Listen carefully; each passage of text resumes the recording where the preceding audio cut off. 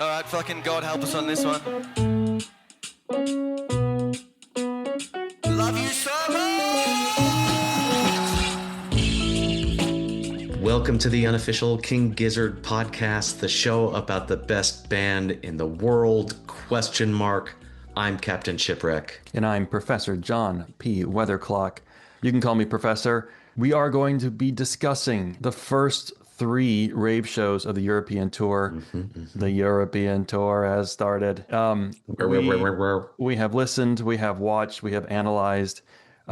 Just so you know, there was also an orchestra show. We don't want to give up, say too much about our operational security, but we've been monitoring the situation on the ground in London. The band did not stream that show. They streamed the first 3 rave shows that we have watched. We can talk a little bit about the orchestra show, but we're mostly going to talk about the rave shows. Great. Let's see. So, lyric of the episode, is that where we start? Let's. Dancing is good for you. Damn it. That was mine. Really, was it? It really was. I have a backup. The breeze on my flesh, it feels so fucking good. Look at me now, Helen. I don't know. Yeah, dancing is good for you. Yes, we'll get to that. Night 3, the third show, night 2 of London. We'll return to Helen as well. Oh, good. I'm glad. So the tour began in Manchester on Halloween. My headline for this show: "And so begins the most experimental tour in King Gizzard's history." Cool. Yeah, may well be. My headline was, "Why is Giz way better than last week?" They are. Why does that keep happening? They can't keep getting away with this. I thought they were really good last week, but this was really, really good. Like a lot gooder. I'm not sure what happened. Doesn't make sense. The Melbourne show was great, and it's true. Yeah. They have gotten better over the week. Maybe something about the soil over there brings out the unts. I think that's right. I assume so. Maybe that was sort of a practice show. They were getting the yayas out or something, but they're out now. And I'm down for it, as the kids say. I think that was the goal of the Melbourne show, for sure. Why it was free, perhaps. We had some good pre-roll in the stream leading up to this first night. Yeah, that was our first peek at the electric skin flute. What a space. The space was massive, which was partly why I found it surprising. I'm sure you were going to mention it anyway, but that there was no camera person on stage, because there was room on this stage, in my opinion, for a group of camera people and maybe some couches and snacks. But there wasn't. It looked like a little bit of like a hangar, which I guess is a nightclub. Huge open space. I don't know why the videographer was not on stage. Maybe they hadn't showed up yet. Maybe they were ill. They showed up for the second show, the first night of London. Very much so. And you're right. So in the pre-roll, we got our first look at a new instrument. I saw someone on the Reddit setlist thread call it the Steely Dan, which the origin for that name, the Steely Dan, is the book Naked Lunch by William S. Burroughs. The Steely Dan is a steam-powered dildo. And this one does not appear to be steam-powered, but it doesn't. Sounds like it is. Plug in? Does it plug in? It does. It has a cable hanging from it. Oh. I think once we get into the show, we can talk more about this new instrument. Okay. The pre-roll also included Lucas not being into the tone that Stu was playing on the new flute, and Cookie touching all the instruments like a kid in a toy store, kind of just like going through and just like tapping everything. Some Magenta Mountain. Stu practicing Magenta Mountain a little bit in the pre-roll. Trip of the day. Yes. Yeah. I'm curious. It was dark. It was very dark. Hard to say. My drip of the day. So this is who wore the best clothes. This was Stu for me. So Stu was wearing a jacket almost the entire show, and then he eventually put the hood up. The other band members were wearing short sleeves. So my theory here is that Stu was ill, and maybe 3/4 of the way through the show, he took off his jacket and hood. He was soaked in sweat. I think his fever broke during the show. That's wonderful. I'm so happy for him. I broke the law. I think we don't have one, which makes them easy to break. I couldn't really see their outfits, but we had this moment with a dude in the crowd who was wearing the official Silver Cord slash Rimlicker Farms black suspenders and pink glasses. And for a second, my son, the little captain, and I were confused as to how Joey had suddenly appeared in the crowd. So I have to give that man his due. Nice outfit. Did he have a mustache? Yes, he had a thin porn stash, right? Is I believe the proper nomenclature, or That we was decided Halloween. no Of longer course, this was the a proper Halloween show, nomenclature. Right, and most people wear mustaches on Halloween. as is the tradition over there. Again, they call it Over there, Bubble not and here. Squeak. Bubble stashing, Let's get to the set list. please. Thea opened. Yes, very much so. Epic opening sounds like it sounded big. It's such a, I don't know if it's the space, but it just sounded big, like a pipe organ in like a massive church space. And then sort of dialed back again, more back to like a slower build, hint of things to come, maybe, with the big noise.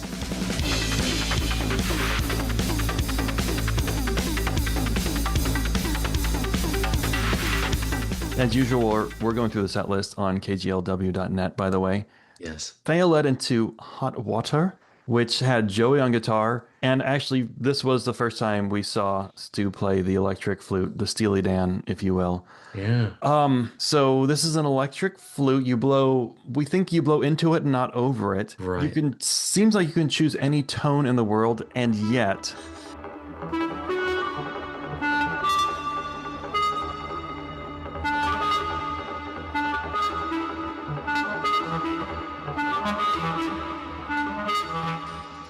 yet, Stu decided that he wanted this to sound like an overdriven, distorted bassoon, and that it would never be in tune. Almost never. There were moments where it accidentally seemed to be in the key of a song or two, but generally that didn't appear to be the organizing principle. No. Well, even a broken clock is right twice a day, which is the case with this flute, I suppose. A broken flute is right twice a show. Yeah, hey, that's about what happened, actually. Those are the numbers. Fascinating instrument. Curious to see its evolution. We got a lot of multiple people on multiple instruments, including Nathan, and it started here, and I like that, right? We had Joey on guitar here for times, while Stu was on the eclectic Zorba flute, Lukey on bass, then Ambi and Cookie on Nathan for a little while. Then Ambi goes back to the congas, lots of congas, which raises a question. How many drummers are there in King Gizzard and the Lizard Wizard? Yes, there are at least two. I'm going to say two. I'm going to say two. Yeah. There have always been two. It seems that whether we knew it or not, there were always two. Were there ever three? I don't know. I'll have to go back and review the footage, but I don't think Ambrose even had the tiny cymbal when Eric was still in the band. Right.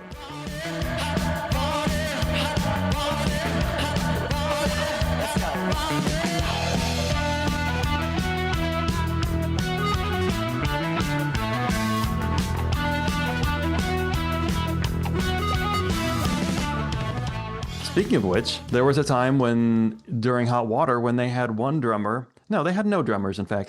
Cavs actually left his drum kit to go talk to Ambrose and hug him. I would too. Yeah. This led into Flamethrower outro, which was fierce as hell. Both Joey and Stu on guitar. And Cavs using all the toms that he had, maybe more of them. I kind of feel like when I see him play the toms like this, I wonder if he's playing some sort of whack-a-mole game. If so, he's winning. The transition between the two, I thought, was particularly buttery, as they also don't say that. But I think that's the English people eat a lot of butter, and so that would explain the smooth transitions between Hot Water and Flame Fluther outro. Flame Flutter. I don't even know what the English word for butter is. This was followed by Magenta Mountain. So the band within 4 songs, went way over an hour in just 4 songs, which makes these rave shows really hard to talk about, because each song is 10% the song you're used to and 90% something totally wild.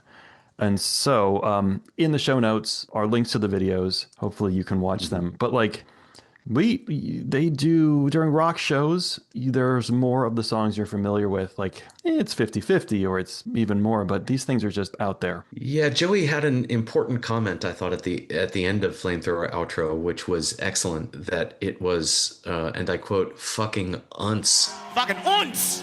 Which I assume is a reference to the German word. The Pretzel Company.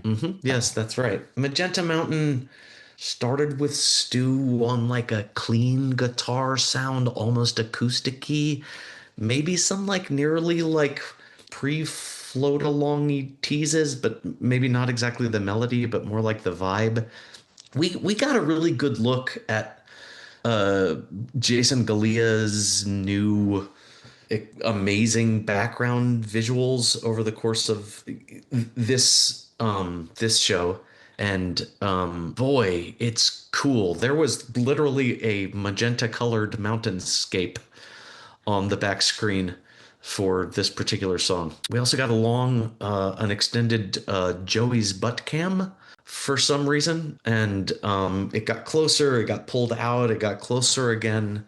And I just, he's obviously been doing his squats, and we're all very happy for his health. Squats and slut drops, I assume. I assume. This led to Slow Jam, which was the first time Slow Jam was played on Nathan. Slow Jam 1. Right.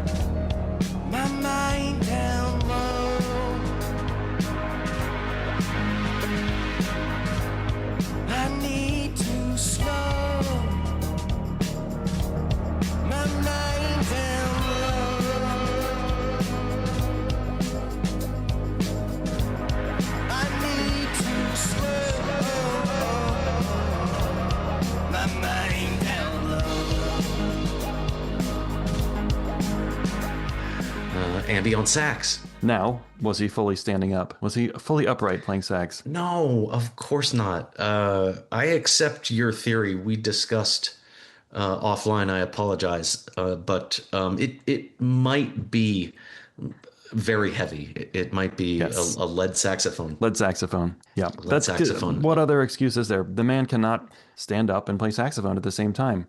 It could be, you know what? Didn't think about this. He's tall. Could be an altitude thing. That makes a lot of sense to me. He is legendarily tall for a shrimp, and everyone knows that saxophones just sophonically don't work over a certain atmospheric incline. Now, this transitioned into the debut of Hell's Itch. And while this transition, Joey was playing the Flying V. This is a super long intro for Hell's Itch. I mean, the song itself is wild and long, but I don't think we knew where this was going. Actually, I think we did because I had the set list ahead of time. What? Impossible. It's a song about, you know what a Hell's Itch is? I don't know. Right? It's a bad sunburn. It's about bad sunburn. There's a sunburn that you can get that's so bad, and it's called Hell's Itch. It is associated with suicidal ideation because it's so bad and insatiable, creating a desperate need for some temporary, unsatisfying relief by scratching that drives people crazy, which explains the repeated references to Helen. Apparently, I don't know. This deep remorse is buried deep inside like a sunken horse. Rooted below in the innermost abyss is a fathomless, unscratchable itch. Helen, I love you,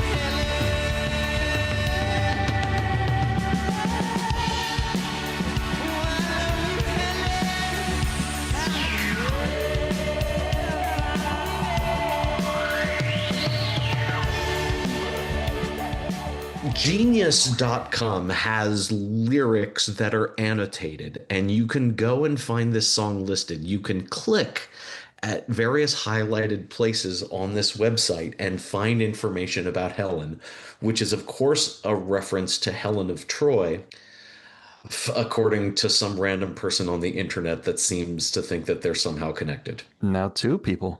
I'm not sure which of us that is. They skipped Stu's verse, which is the first verse, I did. believe. And then I saw Stu gave Joey the lyric sheet, and then Joey started singing. I don't know what happened there. Unclear. But this also included, so they decided we're going to skip Stu's verse, but we're going to also add some lyrics from the song Pure Shores by All Saints. Yeah, wild. Don't know. For I what? don't actually know who that is, but I did look it up, and it is not my thing. Okay.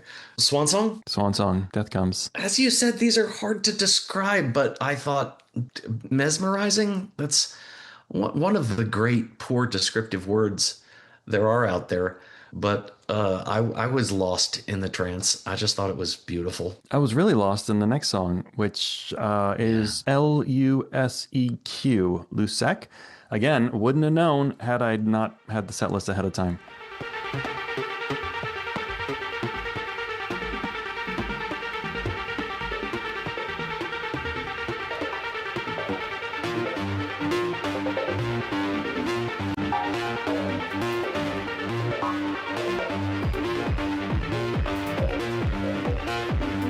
Let's go!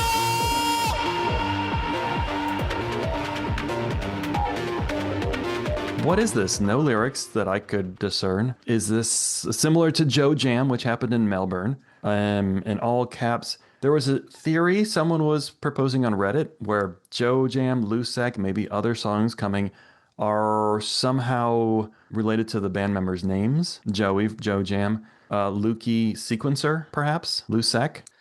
I felt this sounded similar in some ways to the sort of major scale coherent melody hints that we heard in Joe Jam. So I wonder if there's a vibe that we're going to hear there when this gets released as some sort of something, if it does. Stewie very much threatened to say Gilgamesh at one point, but made it only as far as Gil. Yes.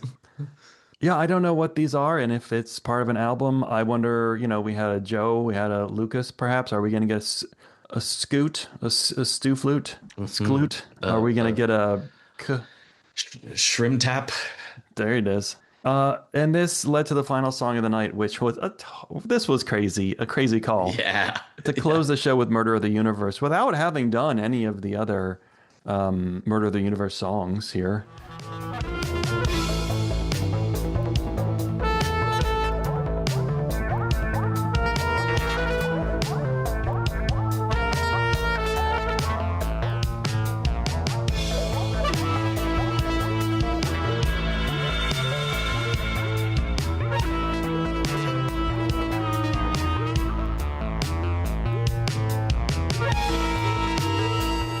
So this included Again, yes. Jason Galea running the screen. Yes, which was amazing. It was even more badasser than normal. Instead of just the digital display, it seemed that he had added sorts of cool little frilly artifacts that made it look more techno ravified or something. Yep, I think you're right. And this was the first time Murder of the Universe was played on Nathan, fully electronic.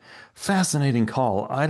You know what? The art of set list design is something I don't understand, and I don't understand it even more now. I think it seems important to Stu. It's part of his job security. If we can predict what song will come next, it's as if he feels he's not needed. Yeah, I mean, imagine if we could predict it, what good would he be in that band? He would just it would just be a man waving electronic instruments near monitors to create feedback. Talking about them polar bears, Cookie? Oh, yeah. That sound means it's time for Cookie Watch. Cookie good. Watch is, of course, a registered trademark of Kraft Nabisco, a wholly owned subsidiary of Mondelez Industries. A bit of a Cookie Watch from the third show. This is hard-hitting news. I don't know if you recognize this. Next to Cookie on the Nathan table was a cup from McDonald's with a lid and straw. Now, what was in that cup? I can only assume McDonald's brand beverage. There was some pre-roll footage of a burger that seemed initially to be McDonald's, but I believe they describe as a Junior Whopper. So they're connoisseurs of terrible American foods in London. If I had to guess, I'd say it was a Fanta with vodka. I think that's right. They call it the Phantom Vodka. Phantom vodka. And I just, it takes a very keen eye, and I don't always have it to present a proper cookie watch. But I just really wonder when we're going to hear Cookie. Why do we never get to hear a Cookie guitar solo? Surely it's possible one of these days. I know it's going to happen, and we're all going to lose our minds. And I just, I'm ready. I'm waiting for it to happen. He's capable. I believe in him. Yeah, of course he is. Yeah, I want to see that day. Yeah, cooked Craig. Are we at the next show? Can we talk about? We were sort of talking about pre-roll because there's this burger here. I want to tell you that Ladbrokes was founded in 1886 by Mr. Shinwind and Pennington after the town of Ladbroke in England. It's a betting parlor What's happening of some right now? kind that shows in the pre-roll where people are tragically betting their lives. One man is tragically betting his life away on what seems like a slot machine, but with no frills or engagement. He's probably betting, but it looks like he's reading a set list. And I just think Ladbrokes is an incredible name for a betting parlor in England, of all places. That's it's too on the nose. A little bit, but that apparently is not why it's named that way. But businesses are so old in London, especially, that I think sometimes they predate the current parlance that makes them so funny. So the second night was moving from Manchester to Brixton, London? Brixton on London? Not just right. And there's a wonderful, I just can't recommend highly enough watching Ambi in the pre-roll, reading the names of all the places, including Brixton, that the trains will go to as quickly as he can. Very impressive. Blackpool North, Blackrod, Bolton, Bramhall, Bredbury, Bridgeend, Bridlington, Bristol Parkway, Bristol, TM, Broad Green, Bottom, Buckshaw Parkway, Burnage, Birdseye Cone, Buxton, Bacada, Harslow, Chapel Enron, Cheadle Cheltenham Spa, Chesterfield, Chilling, Church Street, Cholwell Bay, Congleton, Craven Arms, Crew, Crumbrad, Devonport, Danesgate, Dagenway, Dewsbury, Digdon, Disley, Dore and Totley, Dog Holes, Elston, East Didsbury, Eccles, Edale, Edgehill, Flint, Knaphill, Horsham, Cernison, Vale, Glasgow, North, Blossom.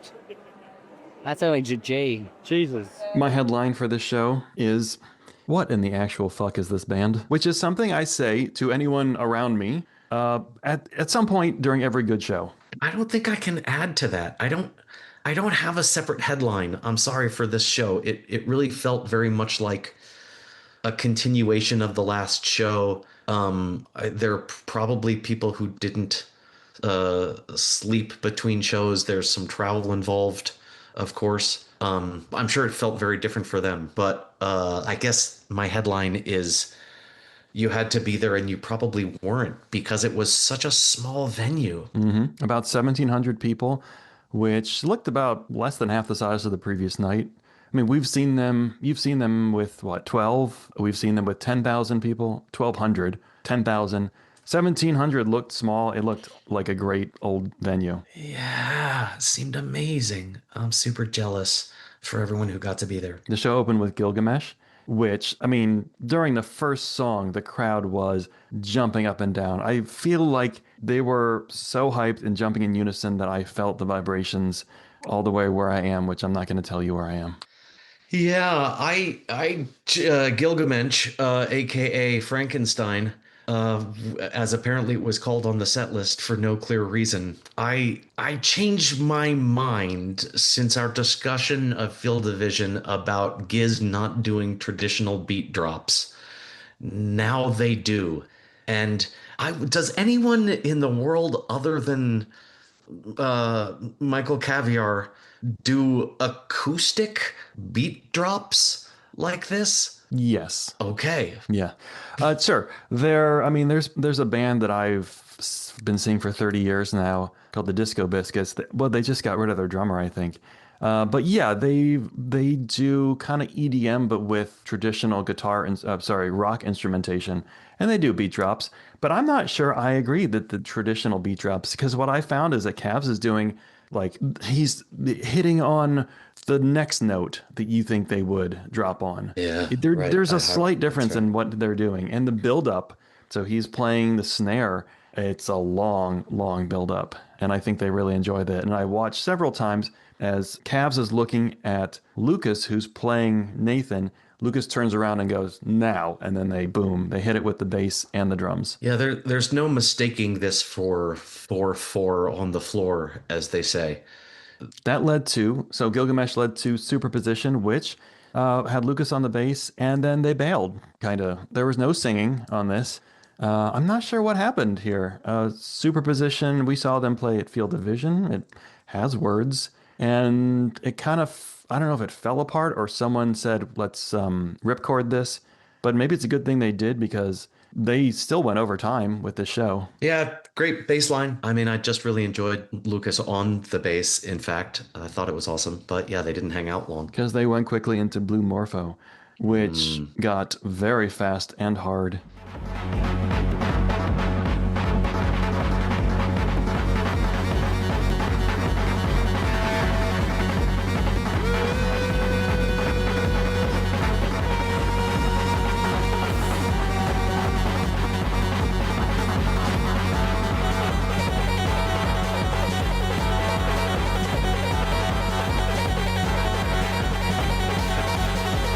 Yeah. And fun, these quick cuts that the streaming crew is doing, or maybe it's happening from the booth, but it's really exciting. Continued creativity in how the stream is presented to us and using the rhythm to start creating these like quick cut moments between camera angles. I just loved. Yeah, they seem to have cameras mounted, like kind of pointing up at Stu and up at Joey. It seems up, right? Yeah. And they're just cutting back and forth with rhythm sometimes. It's pretty fun. I thought down. I thought down. I don't know. I thought I could see the camera for a moment. Now I'm not sure. Maybe you're right. But I the camera angles and these were available on the fixed cameras that we even had the previous night when there was no one on stage, although we did have someone on stage this time. Jackson Devereaux, I guess, of Heaps Keen Films was on stage streaming for us. But the still cams look to me like filming someone inside a space capsule on a mission. Like it's super like grainy, awkward camera, but I love it. It does look like a Voyager on a mission for somewhere afar. I think they're endoscopy cameras because I think that's the goal. They're just going to get them closer every show until they are down the boys' throats. I think that's what happened with the colonoscopy cam that we earlier discussed on Joey. Joey's, yes. There's only so many ways to enter a human body with a camera. That sounds like a challenge. Yeah. Blue Morpho had cabs on his drum, Nathan. He's got a little modular synth next to his kit. He was playing that and he was dancing while sitting on the stool. That was adorable. And that led into Butterfly 3000. Yeah, cool. Very cool. Yeah, that was awesome.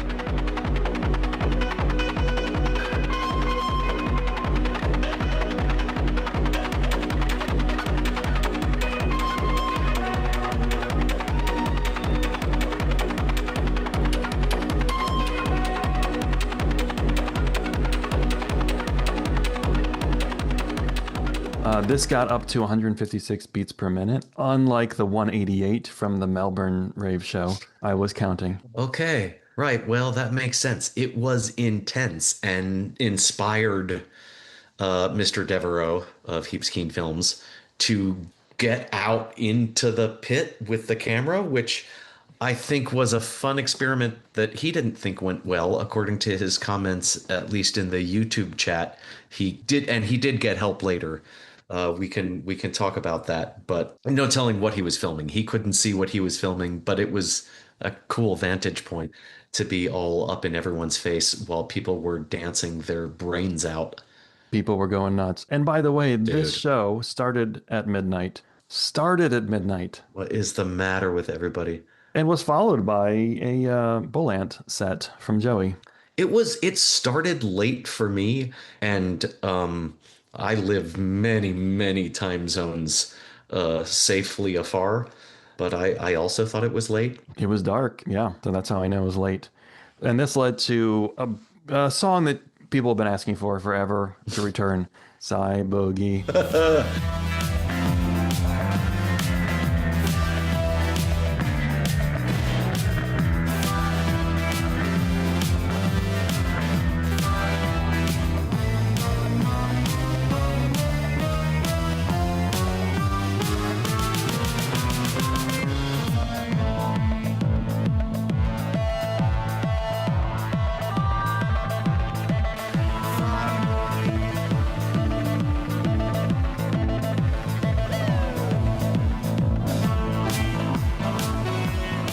I don't know if anyone else had the set. Someone else must have had the set list, but I was watching in the YouTube chat as people asked for Psy Boogie between every song. There are people who ask for Psy Boogie before every song starts, and I could smell the tears through the chat.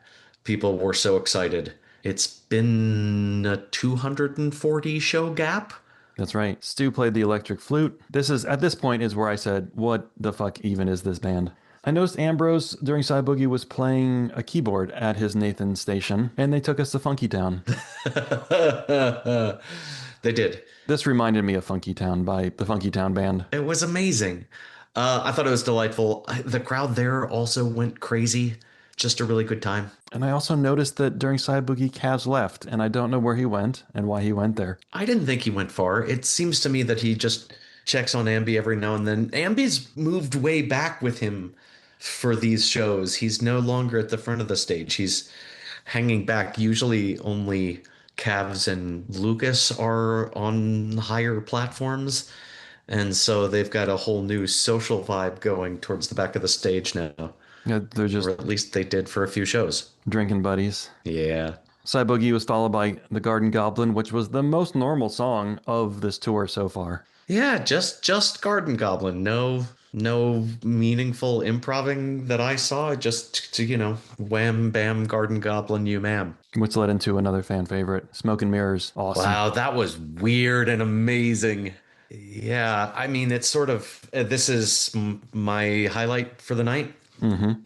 Was Smoke and Mirrors. How long was it? We spent a long time there. It was, and it starts with percussion, before which Ambrose said, "You all want a drum solo?"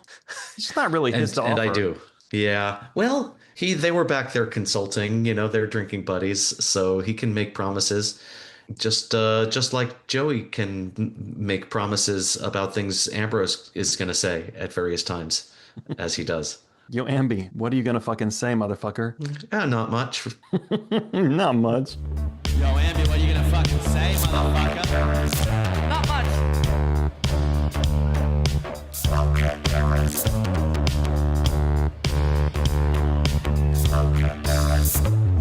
and mirrors, steer it clear, watch your terror, interior, inferior actions, mysterious, convoluted satisfaction.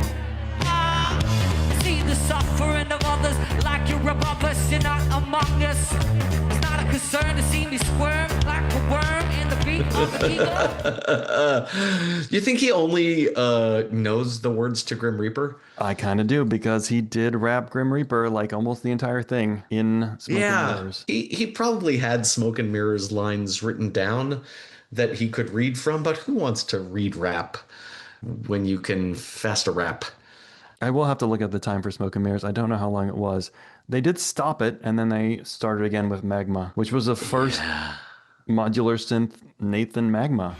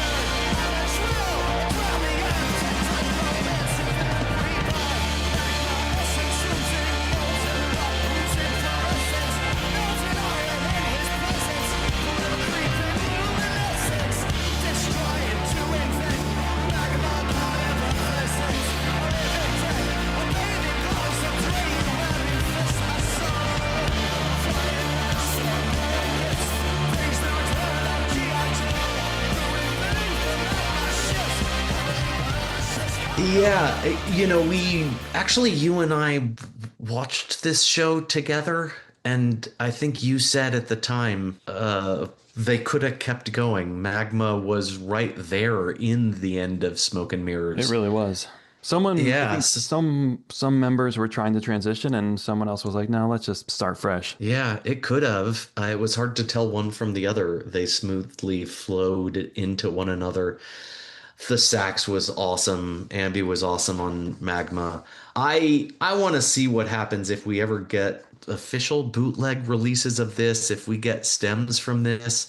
Joey played guitar on Magma, and I just mostly could never hear it. And No. I don't know if he was trying to do like some ambient something, or if people there could hear it differently. That's been my experience, is that what you hear in person live doesn't always match with what you get through the stream. And I wonder if people could hear Joey's guitar cranked up loud, but I want to hear that version. I wonder if he was soloing a bunch. For a bunch of it, he was just completely inaudible, and then I think he hit a pedal, and then we could kind of hear him playing the Magma theme. But yeah, that was a little frustrating. I wonder what happened. Yeah, I'm not sure. I really want it. Magma led into the final song of the night, Extinction, which had a Where we really got cool creeping start, and Joey on guitar. plenty of like loud, vibrant guitar forward Joey that I thought was awesome and crunchy. Yeah, you mentioned earlier that Gilgamesh was labeled as Frankenstein as the first song of the show. We don't know what happened there. If there is no, as far as we know, there's no King Gizzard song called Frankenstein.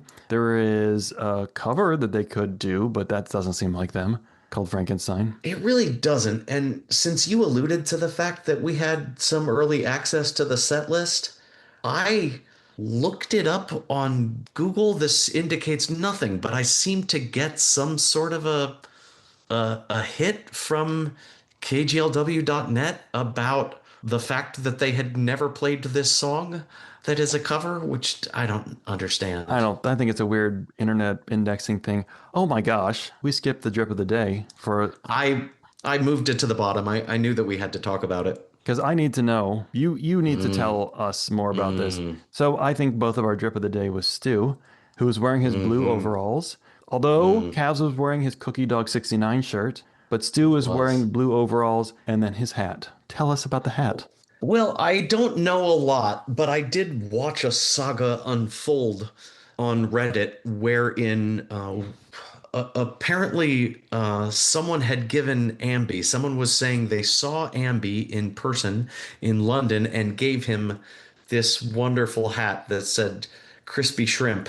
And they were shy. They saw Ambi and then they were shy to approach, but then remembered, oh, I bought a hat, which I was planning to give Ambi at the show that says crispy shrimp. So it's okay. I'll use that to approach. And Ambi was very happy about it. Then later in the day, there was a new post with someone who had run into Stewie on the street who was now wearing the hat. The first person piped up and said, "That's the hat that I gave Ambi earlier."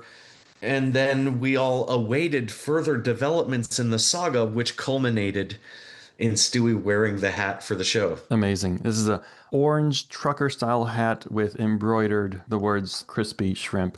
And of course, he didn't keep it on the whole show. How could he? He never has. He wouldn't. How dare he? But it was great to see. He came out with it. What an interesting story. Who knows what's next for crispy shrimp hat? I don't know. I would love for it to show up here. I don't wear a lot of crispy hats or shrimp hats, but if I had that combination of the two, I think I would wear it. London Night 2 did not start at midnight. It started at, I don't know, what, 8:15 that time? Yeah, thank God for them. I hope they slept, or I don't know what to hope. I would have been tired. Joey must have been up very late belanting the previous night. But yeah, same venue, this tiny little awesome venue, Electric Brixton.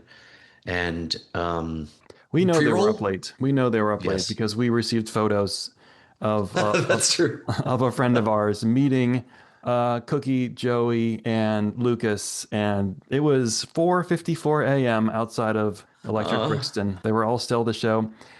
They were drinking beer outside. At least Lucas and our friend was. Good man. Lucky ducky. Mostly, although I would have been so tired. Well, they're on, A boomerang beer. It's all fine. Apparently, you can do it if you have a beer. time. It's amazing what you're suddenly capable of.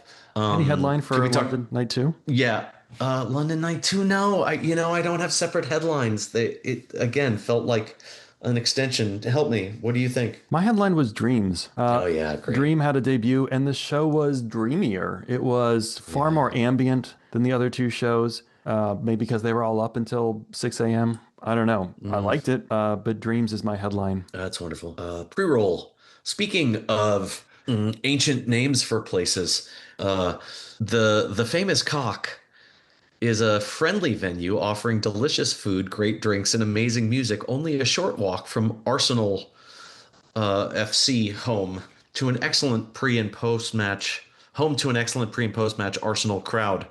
So the pre-roll lingered for quite a bit on this fine establishment, which, as London is wont to do, has funny names that refer to things that now mean other things. It gets a 4.2 rating after 1,868 reviews, so it's probably cool.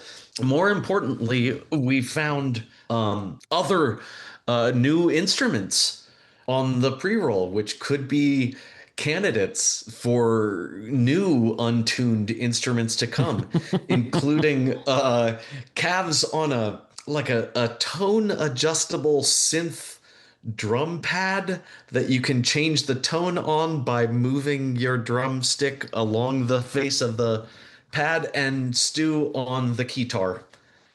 So that could be coming. We did see a clip of that on Instagram as well, but on the pre-roll you get a little more time with him and playing with some tones on the guitar.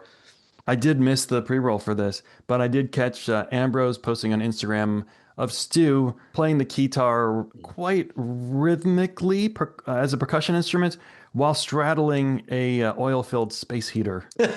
Yeah, literally straddling. It sounds like hyperbole, but doesn't happen to be. Dreams soundcheck was also on the pre-roll, so for all of those who get utterly worked up about whether or not you're allowed to talk about a pre-check or a sound check, it was in the pre-roll. We all did know about it, but that's fine. If you don't want to know, just close your awareness eyes and you don't have to know what's coming. Just close that third eye. The show opened with Set, which was the first time for a set opener. A set opener. Set's never opened a set before. It was so good.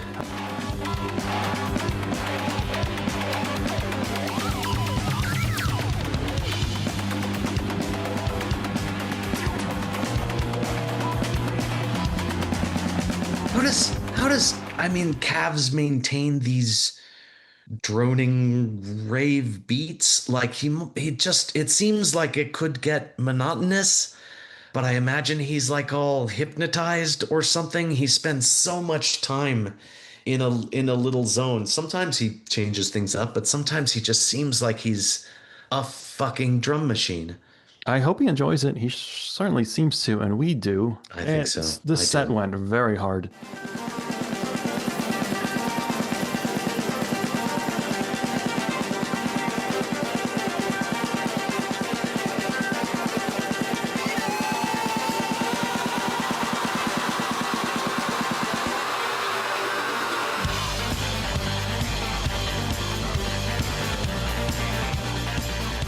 It was during this set that I noticed for the first time that there is a rollable cooler under Nathan. Yeah. I didn't notice till the end of the show when Grace came and cleared it out of there, put various drinks into it, and then pulled it away somewhere. Removed 5 cartons of Marlboro 100s. Yeah, I need a rollable cooler under my desk. Think my wife will notice? You got to get married first. Damn it. Set led into what we thought was going to be Dreams, but ended up being 2.02 Killer Year, which was the second time they've played this ever. And with a super out-of-tune flute, electric skin flute. No, no, no,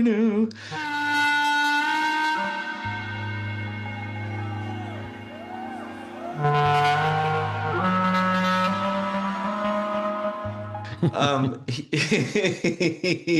Yeah, second time they've ever played it, the first time being just like a sec ago or whatever.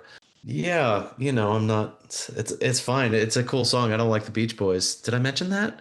Yeah, we talked. My theory about only non-Americans like the Beach Boys.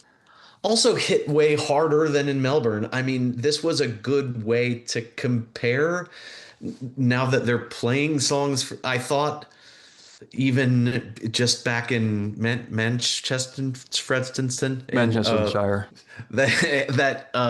whoa, this is way gnarlier and intense. But now that they're replaying songs that we heard in Melbourne, Florida, way harder. Yeah, This was obviously stepped up a notch and comparable to itself as better. It was shocking, especially since this is not a. I mean, this is a chill song. It's coming to beach. It's a chill song, but boy, did This it not. wasn't. And this was not chill. This led to the debut of Dreams, which is another song that people have been crying for a long time, and it got dark and dirty.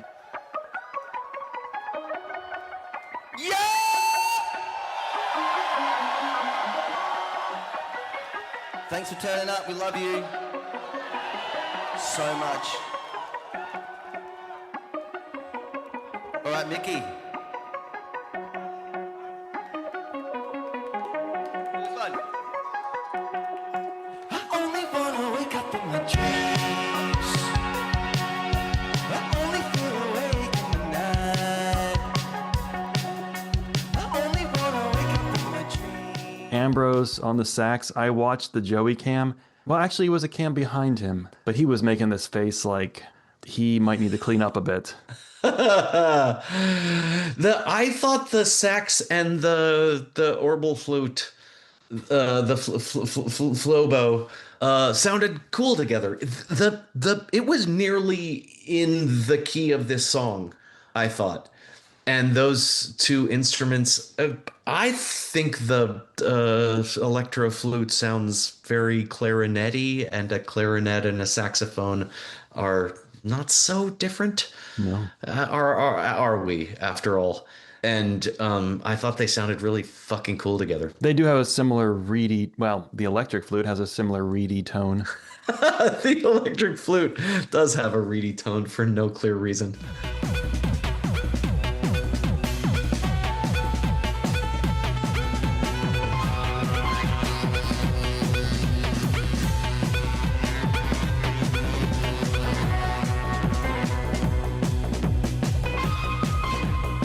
Stu likes it. He really could make it sound like, I mean, if you listen to the show, you will hear a flute sound, and that is not the flute, that's a keyboard.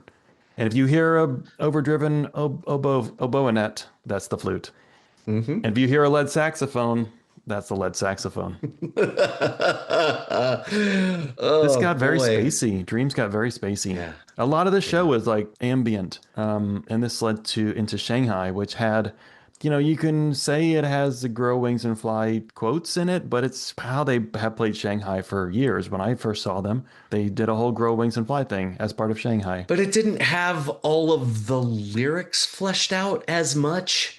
And so there were more of the lyrics to Grow Wings and Fly. And also Joey was just very Grow Wingsy, I thought. He had his guitar out, and I thought his tone was close. His approach was closer to the canonical Grow Wings sound that we know from Phantom Island and from the orchestra shows.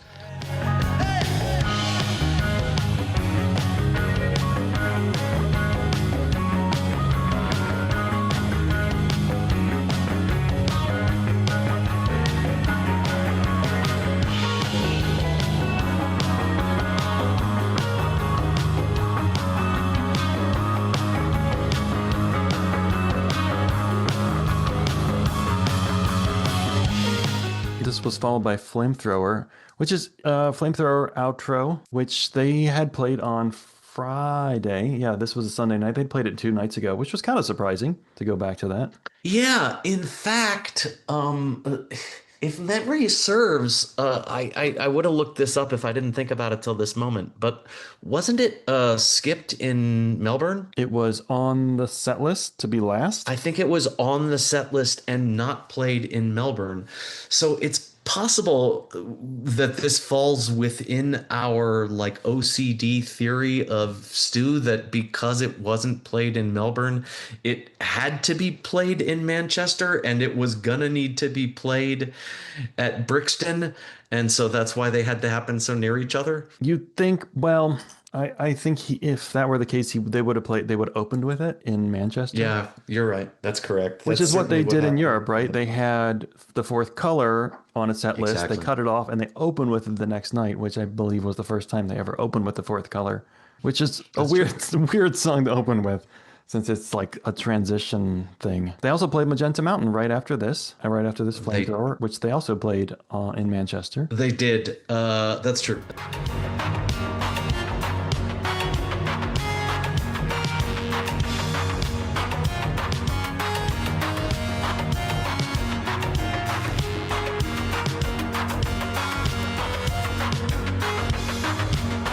Stu on guitar, Lucas on bass, and I know you were waiting till Magenta Mountain for the drip of the day.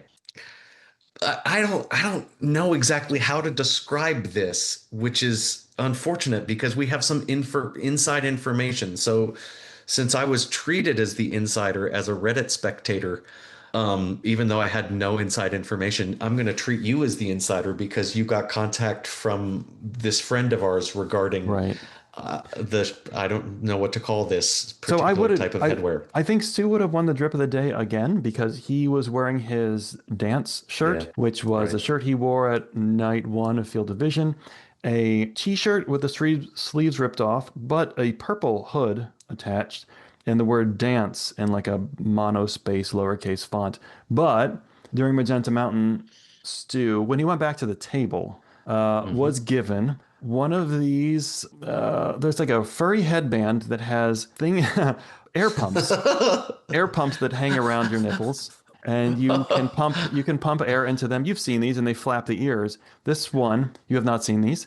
I did not understand that. No, I yes. had no. I'm getting new information as you speak. I just saw the thing, but I didn't get the mechanics. So, as the father of children, I've seen these before. I know, realize you're a father, but not a children. That's what we call you, Professor John P. Weatherclock, father of children.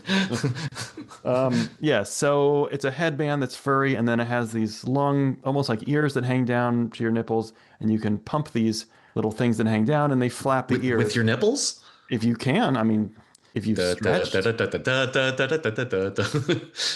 This one also had the one Stu was wearing also had a unicorn horn in the middle. And I saw him put this on during the stream and got a text from my friend who was there in the photo pit that said, that thing Stu was wearing, I gave it to him. And Stu was gracious enough to give it back to our friend after. Really? Yeah, he gave it. Oh, I'm sorry. Yes, he gave it back to our buddy, and he's keeping it. Of course he is. Yeah. Wow. I wonder if I'll get a chance to touch it someday with my nip. I'm out.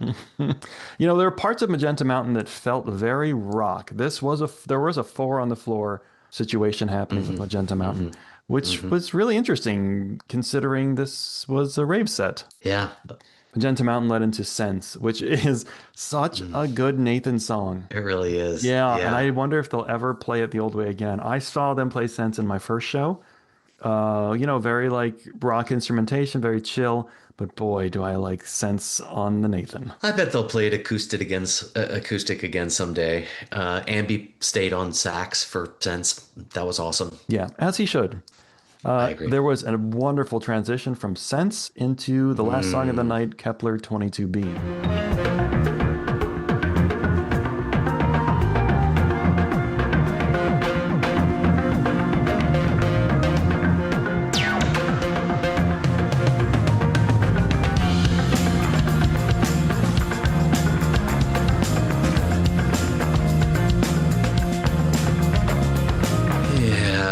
Dancing is good for you. Dancing is good for ya. That was so great. Jackson, I guess, goes back into the pit with the camera. Seemed to have more control this time.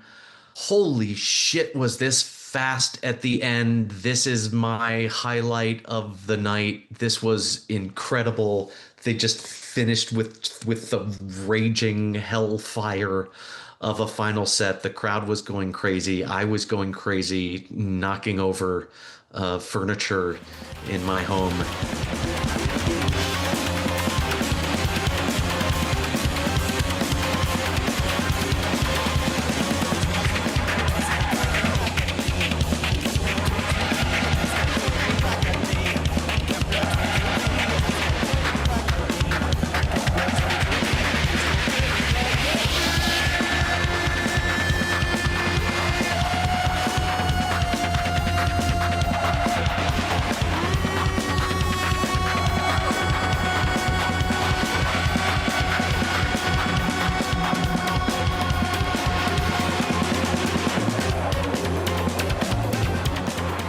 It was so fucking fast at the end. Very What the fast. hell, dude? Very wild. How I was many yeah. gigawatts per hour per I second? didn't count this one. But it was rattling all my telescopes. Yeah, dude, it was crazy. And that was the first 3 rave sets of the tour.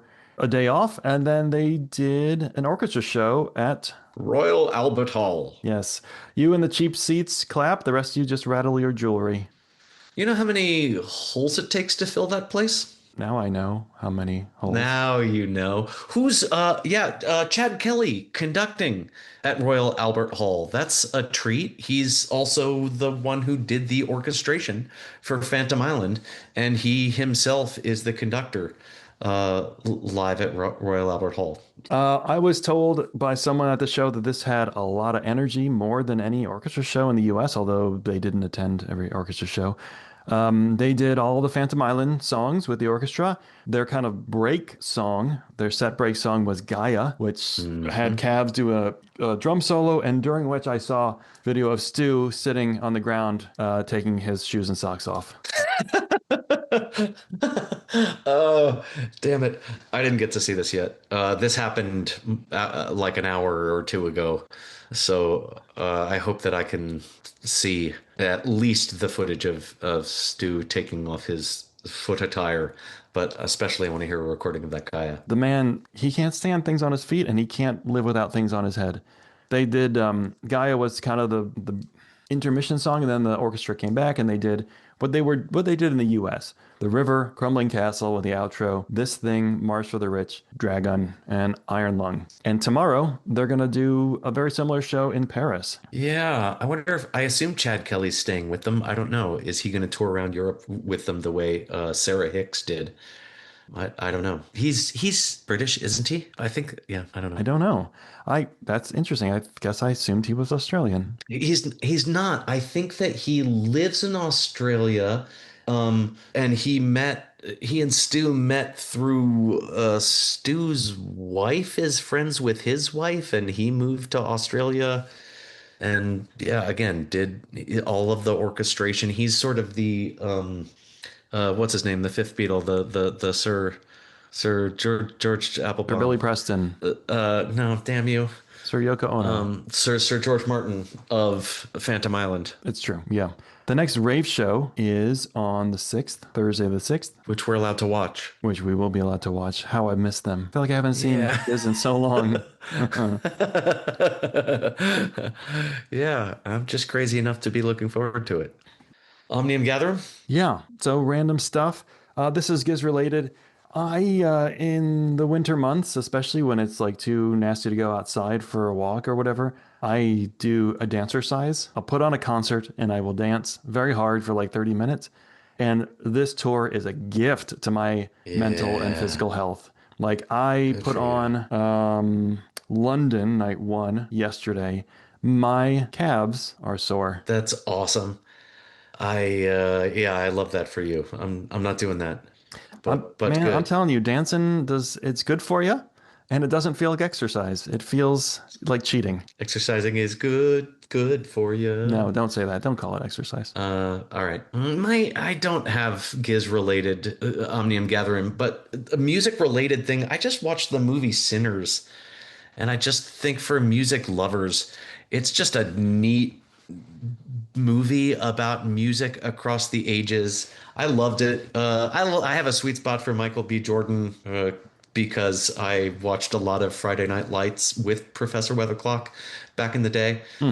Jack O'Connell plays the scary bad guy, and he's this amazing, probably Irish actor from. I saw him in Rogue Heroes, which is an incredible story about the SAS, the special forces, British special forces in Africa, and he's incredible, and he's so good in this. And if you love music, and you either love or are not put off by vampire movies, somehow this combines the two beautifully.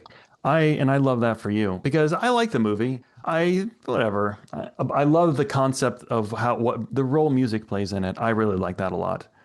So we're going to be covering the next few rave shows when they happen. Are we going to be covering? Are we splitting this up into 2 podcasts, the entire tour? Or are we going to do 3? What are we doing? I don't know the answer to that. I think we can officially announce now. Let me check if this is. Yeah, it says here that we don't know. Thank you, producers, and thank you to all who sent in the letters about my audio. We're working on it. Yeah, I want you to know we do read all of your emails, and I apologize to those who we don't get a chance to respond to quickly, but we do respond to every email eventually. It just takes us a little bit of time to get back to you. But we are caught up. Is that true? Absolutely. I think as of today, we're caught up to every email Every we've email received so far. and I've read every word that has come in. Yeah. So hang in there. All right, we'll see you soon. Bye, friends.